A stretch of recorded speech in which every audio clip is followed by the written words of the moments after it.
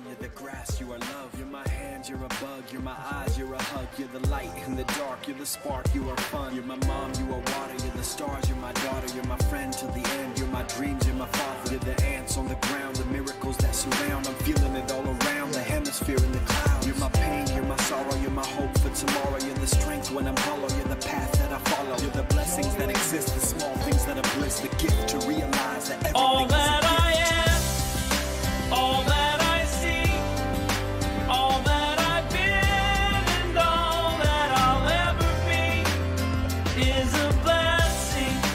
It's so amazing, and I'm grateful for it all. For it all.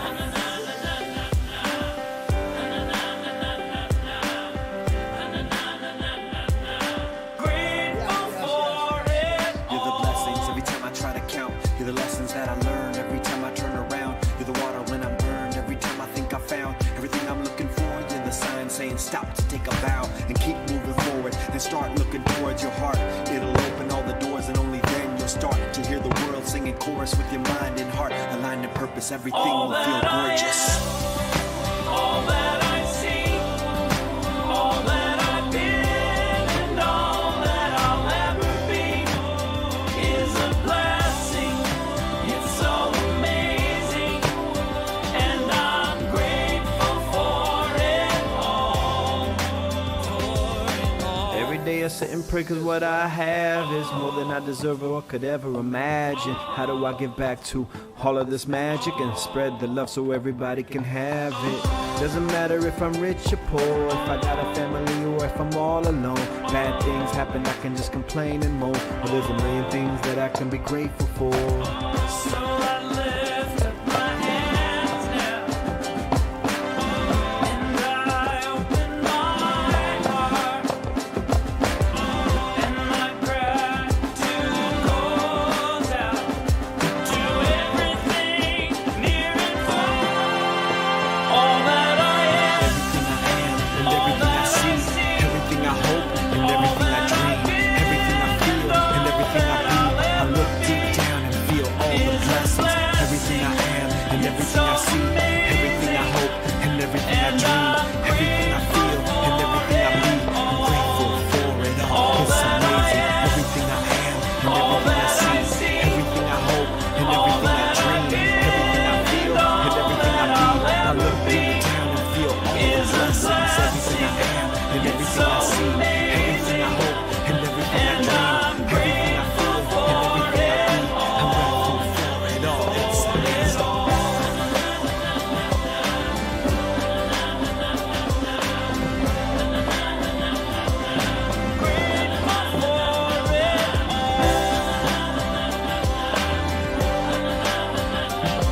You're the blessings that exist, the small things that are bliss, the gift to realize that everything is a gift.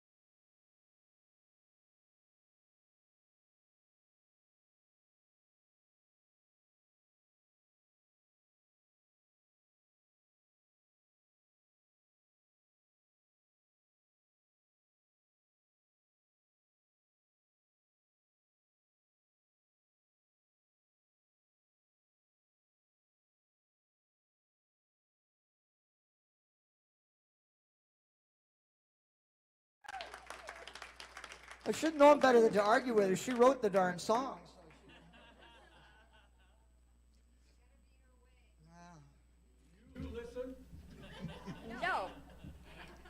Today, our speaker, we have a special speaker. Most of you know her. It's Patti McDonald. Patti holds an honorary BA in physical education, an FSc in kinesiology and health studies, and a BA in education. She is enrolled in the SEE program at Unity and avidly studies the world of spirit, seeking a path of truth. She volunteers in her local community and in many capacities at Unity of London, and is fully immersed in the community life and fellowship. Patti has been speaking at Unity of London since May 2016. Patti's goal as a speaker is to find ways to understand the life of Jesus as our way shower. Jesus exemplified the qualities of a life led by Spirit, always following the path of light and love. It is with joy and gratitude that Patti invites the Unity of London community to walk the path of life with her. Patti McDonald. Thank you, Sue. Thank you. Thank you.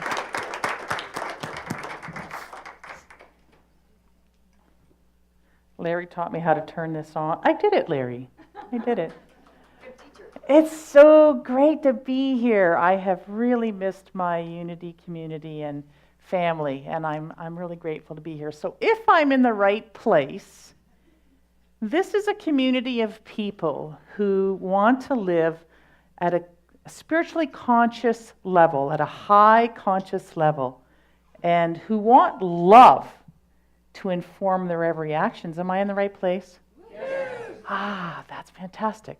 So, my dear community, if I'm in the right place, would you agree with me that being a forgiving person and offering forgiveness easily is something we would all agree is a good idea?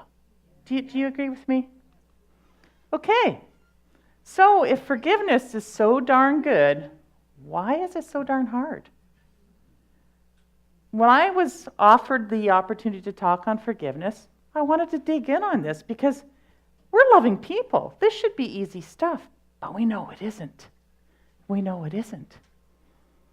So, forgiveness is a conscious, deliberate decision. Conscious, deliberate decision to release feelings of resentment or revenge towards a person or a group who have harmed you, regardless of whether they deserve it or not. And the conscious, deliberate decision part is the part that we all agree. We want to live consciously. We want to live consciously. Forgiveness is not forgetting what happened, or condoning, or excusing what happened. Now, here's where I think forgiveness gets hard for us, guys. Here's where I think it gets hard. If I forgive the person who harmed me, am I betraying my hurt? Am I letting them off easy while I'm still suffering? This is the very place that I think all of us get stuck in our forgiving journey. So I went back through what the other speakers had to say about forgiveness this month to kind of inform me where we're at as a community in learning about this topic. So Pauline shared with us that forgiveness is really a selfish act, that we're not actually forgiving for the sake of the person who harmed us, we're forgiving for our own sake, to not let that bad thing, those bad feelings, have power over us anymore. And Pauline gave us a really, really awesome 6-step method to walk through forgiveness. Our guest speaker, and I hope I do his name okay, Brahma Ishaya, he gave us a statement about forgiveness. Rather than forgive, we more give. Now, we're a giving community of people, so giving more makes perfect sense to us. He suggested that rather than give criticism, we give love and acceptance. And finally, Kathy, she explained to us that Forgiveness makes our lives easier because we're choosing to live from a place of love. So, sounds easy, right? Forgiveness is for ourselves. Forgiveness allows us to give more, and forgiveness makes our lives easier. So let me check with you folks. Is there anybody out there right now who is withholding forgiveness from something, from a recent past hurt? The timeline doesn't matter. Pauline explained that to us. Is there anybody that is withholding forgiveness? I am. I got to tell you something, folks. I learned the most about forgiveness when I was the one that was seeking it. I messed up. I made a mistake that caused harm to someone I loved. I blew it. And I hurt them deeply. And during that time period where this person who I loved deeply was in their hurt and couldn't forgive me yet, I suffered. I suffered so much. And I remember the thought that kept going through my head was, please choose love. Please choose love. So forgiveness absolutely is a powerful, powerful act of love. Let's face it, folks, if you need to forgive someone, harm's been done. You've been hurt. You've been betrayed. The only way to really heal that kind of personal, emotional, spiritual harm is with love. Love is the only medicine that will really heal that.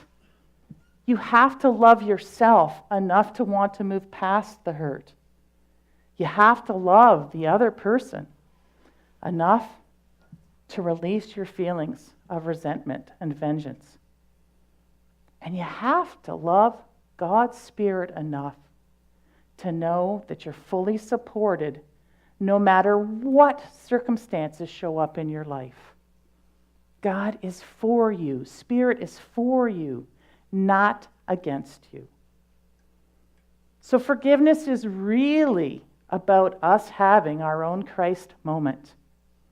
It's our moment on the cross, folks, where we have to say that I release my feelings of pain, I turn away from my resentment, and instead I offer acceptance and love.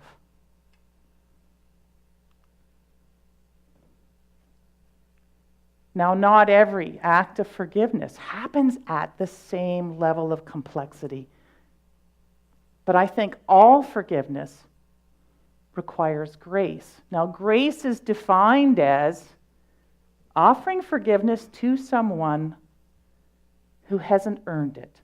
That's what grace is. And grace can't happen without love.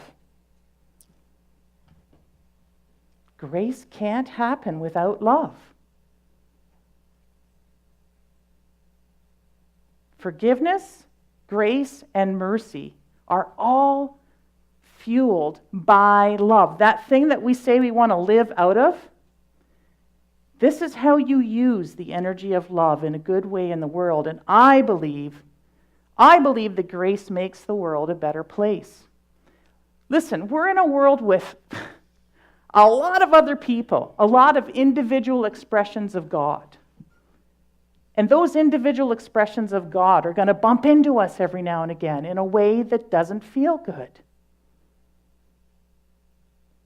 We need to equip ourselves with the ability to forgive, to survive in a world where we're bumping up against each other all the time. And they're not always going to come to us in a manner that they earned our forgiveness. This is grace, my friends. This is grace. Now, as I said, not every act of forgiveness comes with the same level of complexity as the others. And I wanted to kind of dig in and say, okay, how come it's harder to forgive certain things than it is others? And I dug down and I talked through this with a few people, and I came up with this list. So first of all, the degree of harm done has a big impact on how easy it's going to be to offer forgiveness. So if you're talking about hurt feelings versus loss of life, that's a big difference. And that's going to influence your ability to offer forgiveness. Second is your relationship with the person. Listen, if you're living with the person who caused you harm, or if you're in a deep relationship with the person who caused you harm, you're going to be a little more motivated to come to a place of forgiveness than you are if it's a stranger that caused you harm. Would you agree? I mean, you got more at stake if it's the person laying in the bed next to you, that's for sure, right? Third, the intent and motive of the person makes a difference on how easy it's going to be to forgive them. So did they deliberately take an act against you, or was it an accident? Was it carelessness? That's going to have an impact on how easy it is to come to forgiveness for that person. And then finally, the person's show of regret, remorse, or atonement is also going to make the path to forgiveness for you easier. It's not necessary, but it sure does help if we see the person who caused us harm feeling bad about it and wishing to atone for it. It certainly makes the act of forgiveness much easier. Now I did a lot of reading, as I always do, on the topics that we're going to speak on, but I decided this time to do my research a little bit differently. I actually went and spoke to two people in my life who I know have had to confront forgiveness on a major scale, because the thing they were forgiving involved the loss of life. So this beautiful lady here is the sister of a friend of mine, and on December 16th, 2016, she was, we think, probably half walking, half skipping, probably humming Christmas carols, delivering Christmas cards to a band that her deceased husband used to perform with. She had been out partying with some friends at another bar, and she was on her way to visit this band and give her handwritten cards to, when she was struck and killed by a reckless driver. Instantly killed. Now, this event changed my friends and their families' lives forever. They lost this dear, beautiful woman in an instant by a young man who was reckless and careless in his car. He ran a stop sign. He was speeding. He was in an argument, not paying attention, an argument with his girlfriend, not paying attention. And he was just recently convicted of killing this young lady and received his sentencing. That has taken 2 years to occur. So I sat down with my friend and I said to her, where are you on the forgiveness path with this young man? And she explained to me that she thinks she's nearly there. She said there's still a little black spot in her heart where she's not ready to say, I fully forgive. So I asked her, how did she achieve that? Knowing that this young man took a significant person from her life, how did she achieve forgiveness? So 2 things stood out in our conversation. Through the course of the trial, it became really evident to her that he didn't set out that day to kill her sister. It was an accident. She was in the wrong place at the wrong time. That is the key thing that she brings into her heart to replace the hurt she feels. He didn't mean it. So here intent matters. The second major thing that helped her move her heart towards forgiveness was finding out about his life. Through the course of the trial, she met his family. She spoke to his brother and sister. He had a tough life. He came up through the foster care program. He was abused. He lost a child to sudden infant death syndrome just the year before this happened. He had crap in his life. And that did the thing that we know we want to do, is it gave him the face of God for her. It made him a brother. I see you. That's what we do here, right? We look at each other and we say, I see you. I know your soul. I know your heart. This helped her on her journey to forgiveness. Now, she has explained to me there's still this black spot. And that black spot is there because he hasn't taken responsibility for what happened.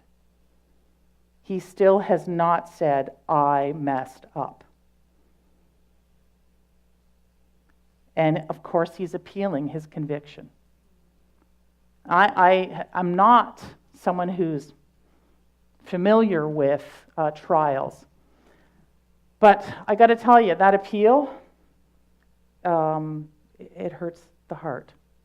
It hurts the heart because it's basically a statement of, I'm not going to take responsibility. This young man, when he was of age, after his parents' bitter divorce,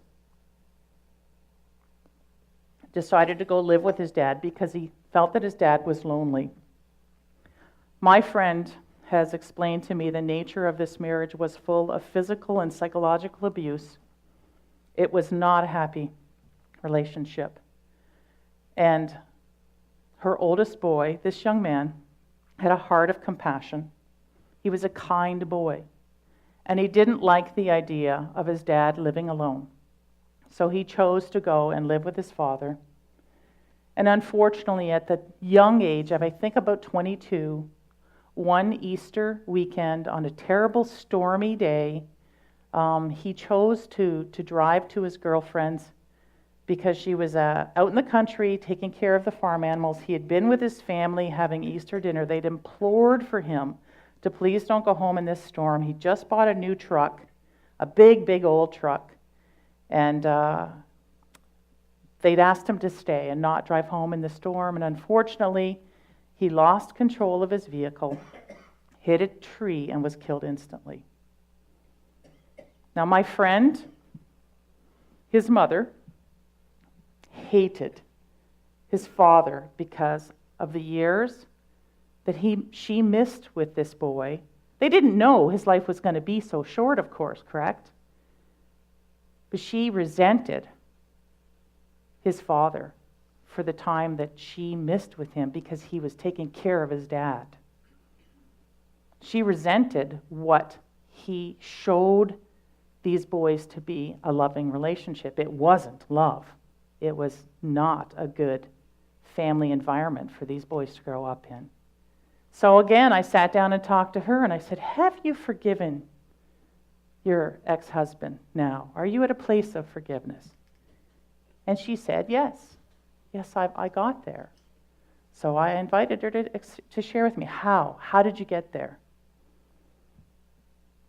Number one, she said, I realized I played a part in how our marriage went. I had some responsibility in how things unfolded. And once I took my responsibility for what happened, it made it easier for me to understand. I said, okay, I get that. Anything else? She said, yeah, the second thing was I finally realized, after seeing how his life has gone, that he was always doing the best he could. I'm the one that wanted him to be someone else. I'm the one that wanted him to be something he wasn't able to be. So I finally saw him for who he was. And that opened her heart to forgiveness. So in these conversations with my friends about big forgiveness, not the little stuff, the big, big forgiveness, I found out that it's not just an event. It's actually a process. It's actually a journey. And I came up with a new definition for forgiveness. Try this on, guys. Forgiveness is a process of healing from significant harm by allowing love through spirit to replace loss, suffering, and hurt with compassion, understanding, and peace.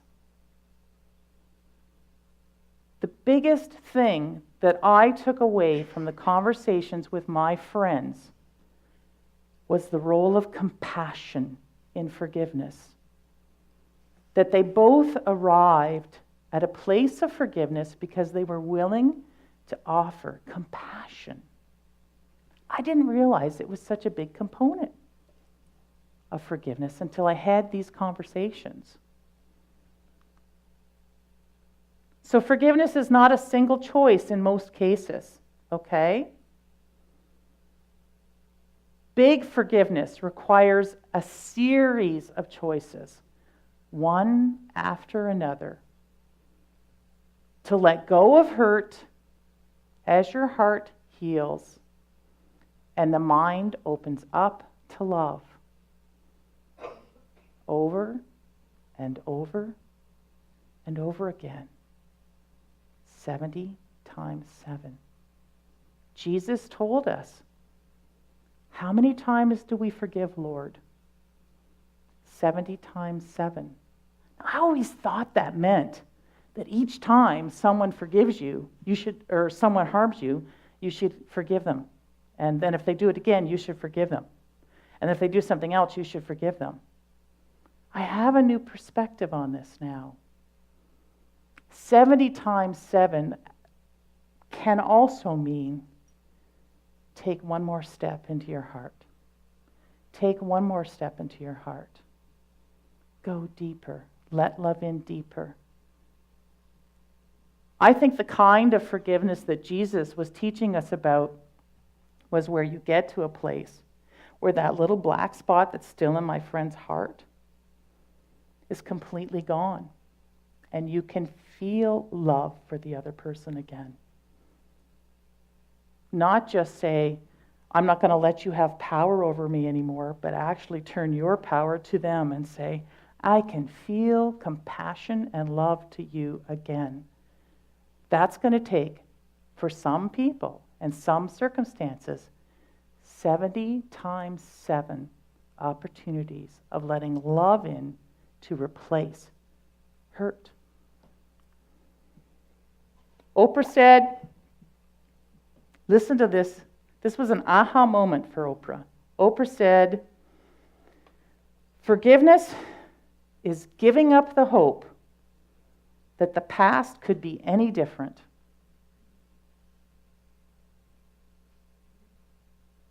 The harm happened in the past. You choose to bring the hurt feelings into your now. The betrayal happened in the past. You choose to bring the mistrust into your now. The grief happened in the past. You choose to bring your suffering into your now. It's no coincidence that November, I believe, is the month of release. What is the nature of forgiveness? Release. I let go.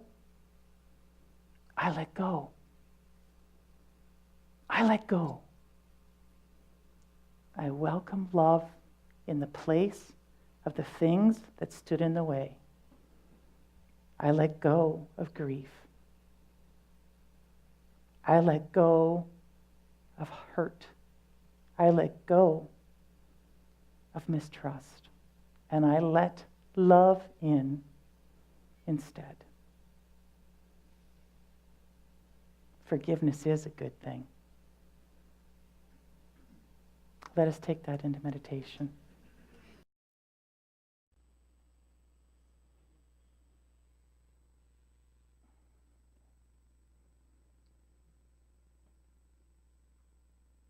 Take a deep, deep breath in, all the way in, knowing that that breath is the life and energy of spirit. And on your exhale, you release.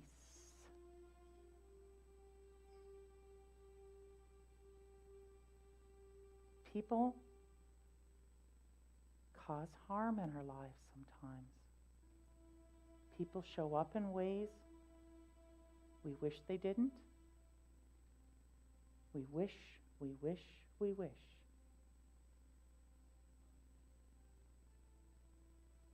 Love has the power to heal. Love is the energy that fuels forgiveness. It all starts with a willingness to let go. Let healing into your heart. Let healing into your heart.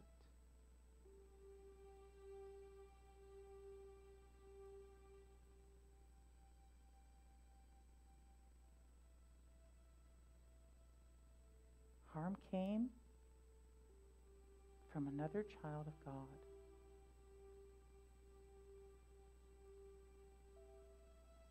They too want to live on a path of truth.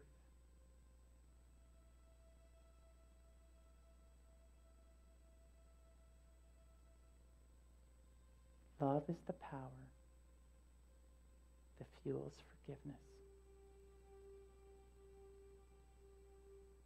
It's where you want to be.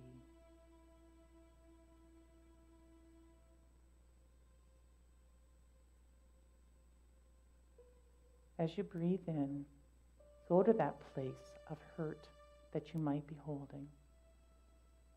Let that breath inform that place of hurt. That it's time to let go. It's time for love to come in its place. It's time for compassion to replace hurt.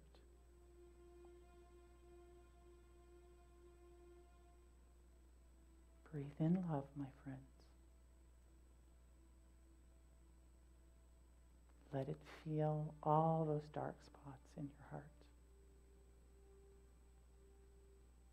Breathe in love. Replace the dark spots with light.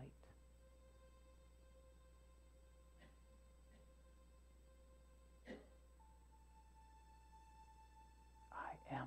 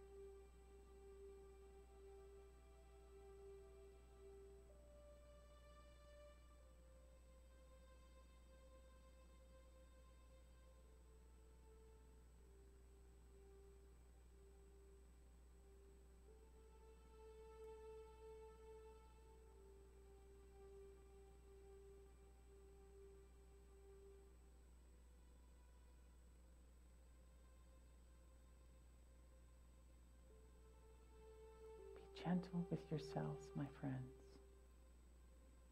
Forgiveness can be a process, of healing and nurturing.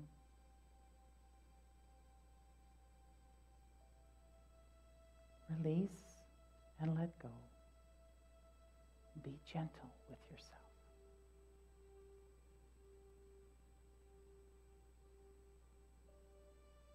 I am love.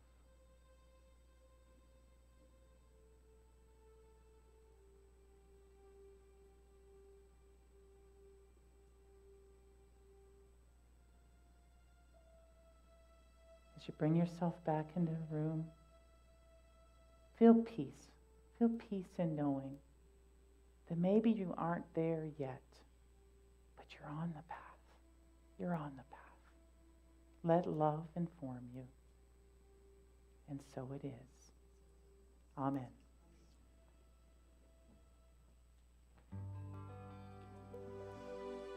Hallelujah, hallelujah, hallelujah, hallelujah, hallelujah, hallelujah, hallelujah, hallelujah, hallelujah, hallelujah.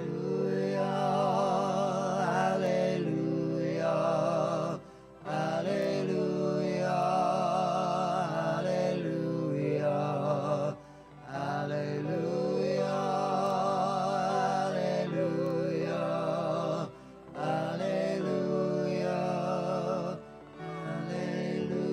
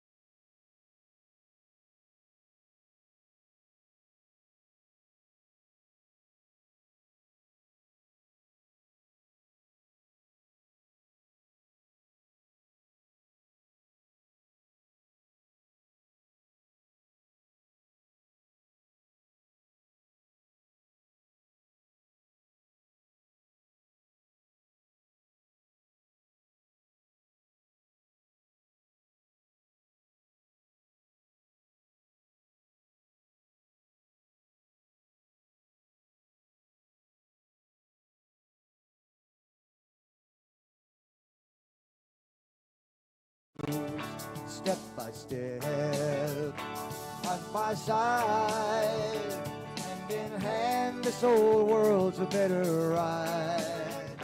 Step by step, side by side, take a little step with your neighbor side by side. If you see me falling down, you'll have to let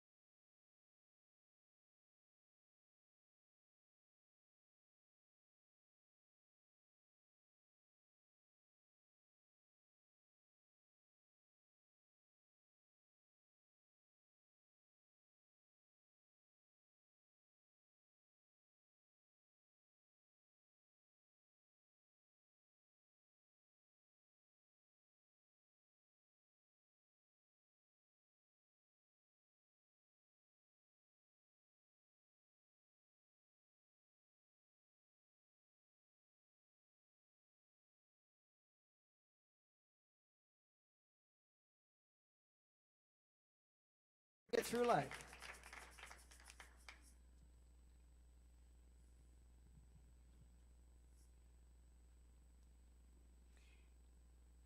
And now, we are very grateful for all these wonderful gifts that we have received today that will benefit both our community and the world.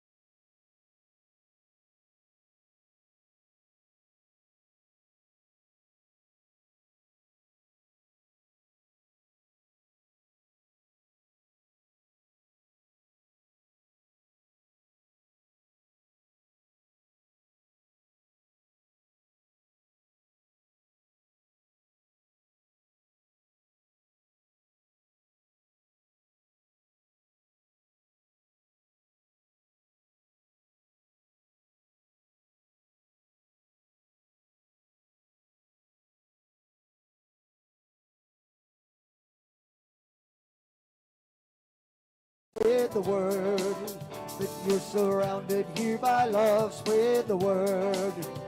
That our doors and hearts are open, spread the word, spread the word, spread the word. Spread the word to anyone who's lost and lonely. Spread the word as you go forth from this family. Spread the word. Spirit welcomes all who come here. Spread the word, spread the word, spread the word. Spread the word of all the things we shared this morning. Spread the word that you're surrounded here by love. Spread the word that our doors and hearts are open. Spread the word, spread the word, spread the word. Spread the word, spread the word, spread the word. Spread the word, spread the word, spread the word.